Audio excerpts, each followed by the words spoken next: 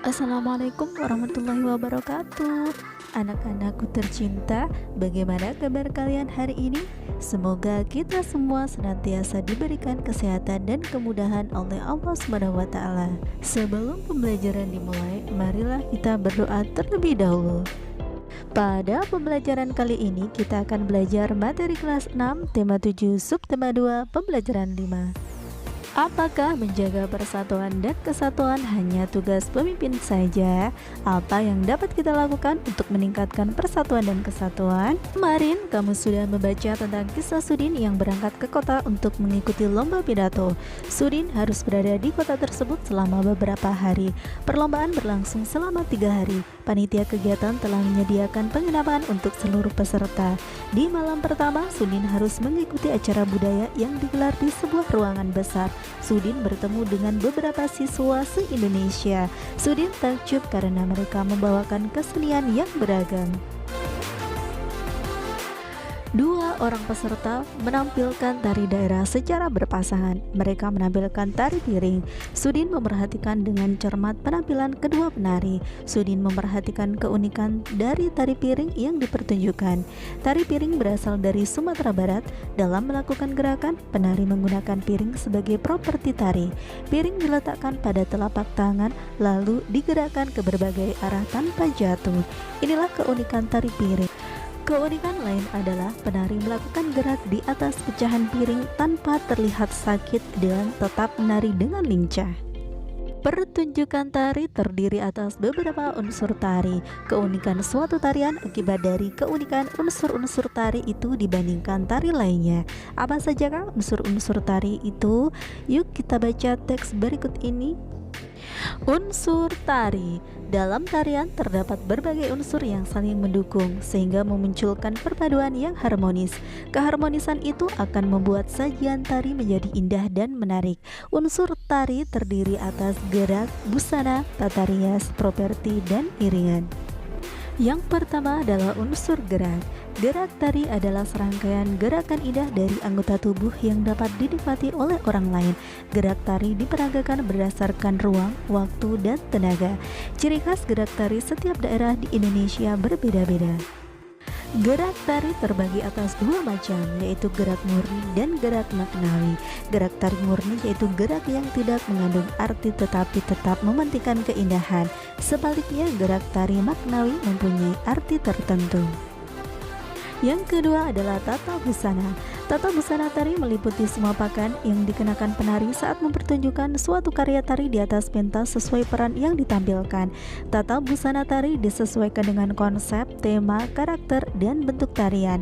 Tata busana membantu penonton menangkap ciri sebuah peran atau tokoh. Tata busana juga memperlihatkan kesesuaian hubungan antara peran dengan karakter tarian yang dibawakan.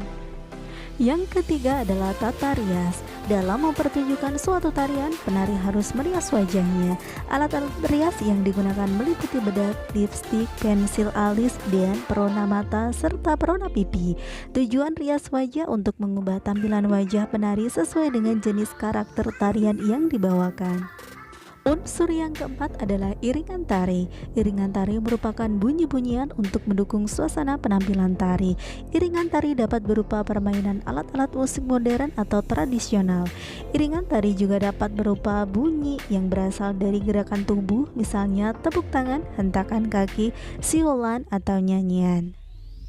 Unsur yang kelima adalah properti tari. Properti tari meliputi semua alat yang digunakan oleh penari dalam melakukan gerakan tari. Properti tari dapat berupa selendang, kipas, topeng, piring, kuda kepang, keris, tombak, tameng, atau benda-benda lain.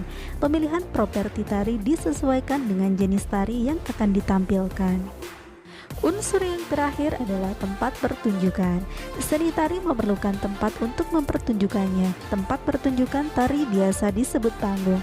Secara umum jenis pentas tari ada dua, pentas tertutup dan pentas terbuka. Pentas tertutup diadakan di dalam ruang kelas, gedung, atau aula. Sebaliknya, pentas terbuka dapat diadakan di lapangan, halaman rumah, atau bahkan di jalan. Indonesia merupakan negara yang kaya budaya. Sebagai pelajar, kamu dapat menjaga persatuan dan kesatuan melalui penghargaan terhadap budaya tersebut. Mengapresiasi salah satu lagu daerah seperti yang dilakukan Sudin merupakan salah satu bentuk menjaga persatuan dan kesatuan. Selanjutnya kita akan berdiskusi. Semangat bermusyawarah untuk mufakat yang telah dilakukan oleh warga sekolah Sudin merupakan pencerminan dari pengamalan sila keempat Pancasila kerakyatan yang dipimpin oleh hikmat kebijaksanaan dalam permusyawaratan perwakilan. Berikut ini adalah contoh-contoh kegiatan bermusyawarah di lingkungan.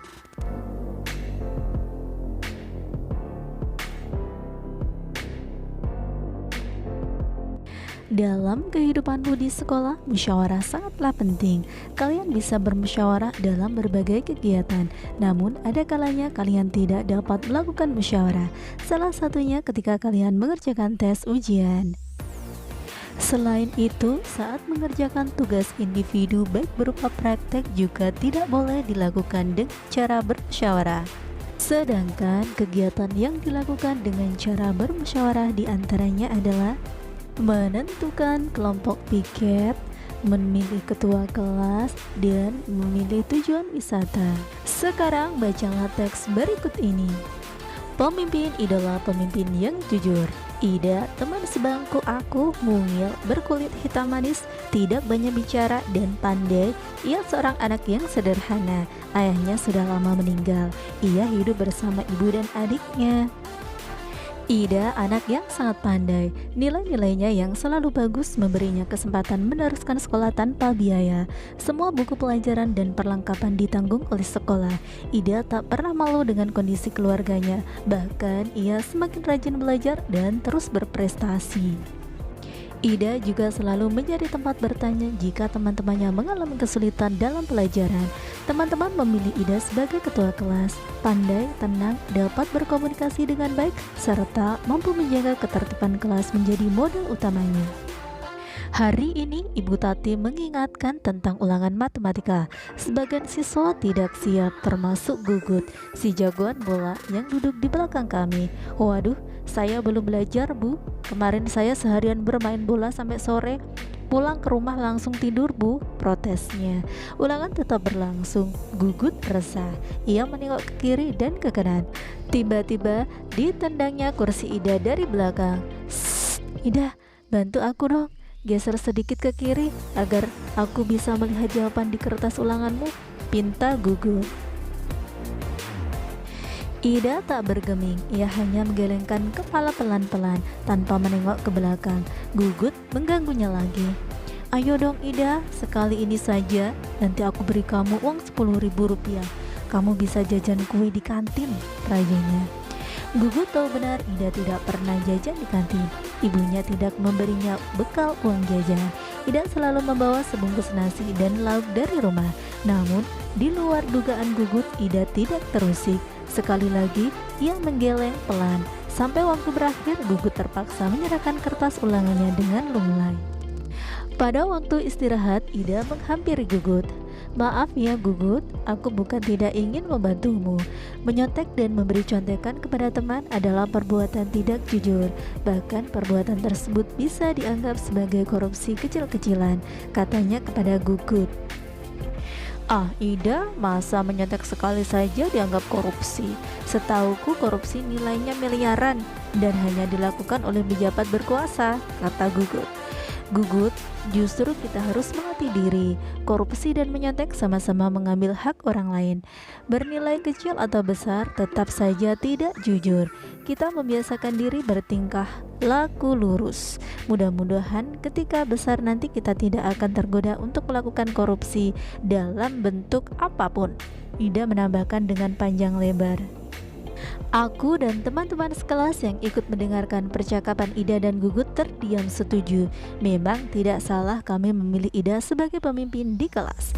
Tidak sekedar pandai, Ida juga patut dijadikan teladan. Nah, sekarang tugas kalian adalah membuat pertanyaan sebanyak-banyaknya tentang cerita tersebut. Selanjutnya, buatlah teks pidato tentang pentingnya bergotong royong. Gunakanlah struktur yang sudah ditentukan sebagai berikut.